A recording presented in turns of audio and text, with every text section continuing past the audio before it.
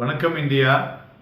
இரண்டாவது நாளாக இன்றைய தினம் நமது சந்தைகளில் மந்த்லி F&O க்ளோசிங் வேறு இருந்ததுனால மார்க்கெட் பார்த்தோன்னா ஒரு லோவராக தான் ஓப்பன் ஆச்சு.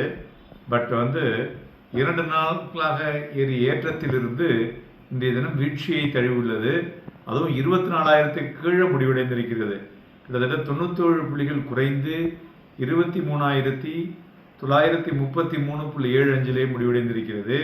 மெயினாக என்னாச்சுன்னா, மத்தியானத்துக்கு பிறகு யூஎஸ் மிலிட்ரி ஸ்ட்ரைக் ஒரு அந்த ஹோப், அதாவது என்ன, இந்த இமினன்ட் பீஸ் அக்ரிமெண்ட் இருக்கு இல்லையா வித் ஈரான், அதை அப்படியே கம்ப்ளீட்டாக டேப்பன் பண்ணி விட்டுடுச்சு. ஏன்னா அவங்களுடைய மிலிட்ரி ஸ்ட்ரைக்ஸை. ஏன்னா இதனால் என்னாச்சுன்னா, இந்த 2 நாள் ரேலியில் மிடில் ஈஸ்ட் டென்ஷன் ஈஸ் ஆகும்னு நினச்சிக்கிட்டு மார்க்கெட் பெருசாக போனது. இன்றைக்கி மறுபடியும் அதில் ஒரு ப்ராஃபிட் புக்கிங்கில் விழுத்துன்னு சொல்லலாம். நிஃப்டி 50 27 பாயிண்ட் லோவராக ஓப்பன் ஆச்சு. பட் இன்ட்ராடே இனிஷியலாக அதை கிளைம் பண்ணினது 24,089.80, கிட்டத்தட்ட 24,100 வரலையுமே போச்சுன்னு சொல்லலாம். But selling pressure second half of the session வந்ததில் பெஞ்ச் மார்க் டவுன் ஆச்சுன்னு சொல்லலாம். அட்வான்சஸ் 1,386, டிக்ளைன்ஸ் பார்த்தோன்னா 1,516.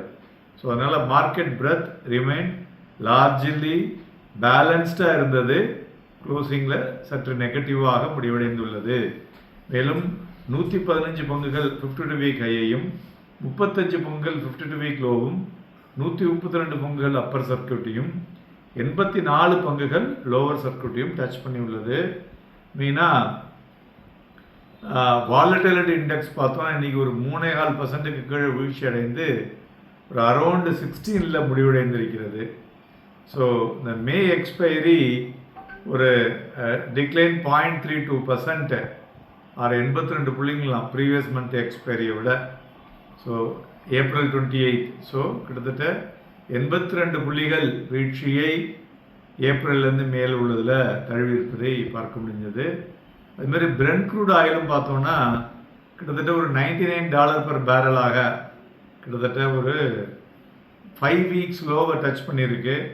இதனால் ஒரு ஆன்கோயிங் யூஎஸ் ஈரான் நெகோசியேஷனில் எகெயின் ரினோவ்டு மிலிட்ரி ஆக்ஷன் வந்திருக்குல்ல, அதனால் என்ன ஆகும் அப்படின்னு அதுவும் ஒரு இது இருக்குது. ரெண்டாவது, இன்றைய தினம் யூஎஸ்லேயும் ஹாலிடே இன்னைக்கு. ஸோ அதனால் மார்க்கெட்டில் அந்த ரியாக்ஷன்ஸ் அங்கே பெருசாக இருக்காது.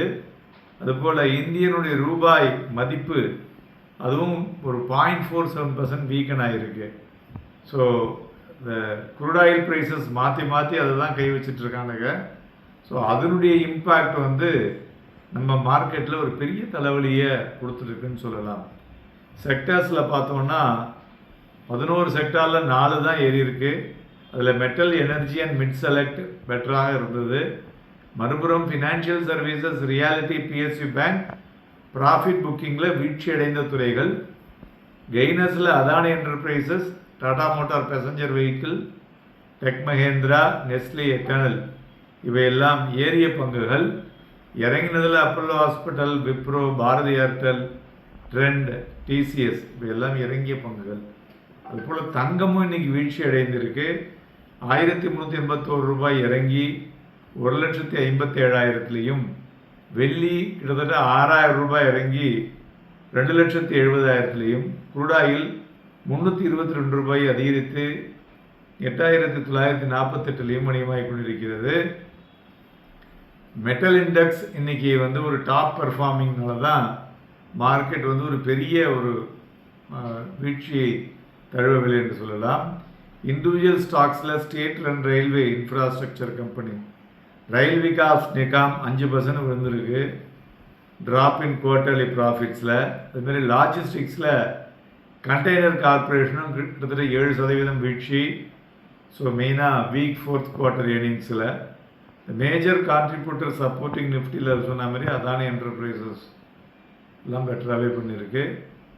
ஸோ பிளாக் டீலை பொறுத்தவரை பார்த்தோம்னா சாம்வன், மதர்சுவாமி, ஹோம் ஃபர்ஸ்ட் ஃபைனான்ஸ், லேன்ஸ் இது 3லேயும் பிளாக் டீல் இருந்தது.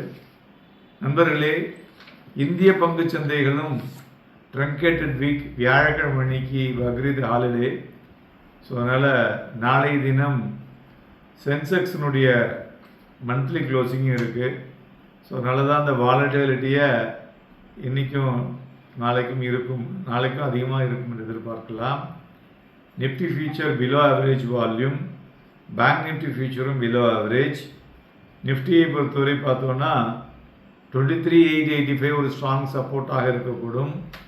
அதுபோல் 24,030.9 வந்து ஒரு ஸ்ட்ராங் ரெசிஸ்டன்ஸாக இருக்கக்கூடும். மார்க்கெட் வந்து now it is waiting for a good news about the directions.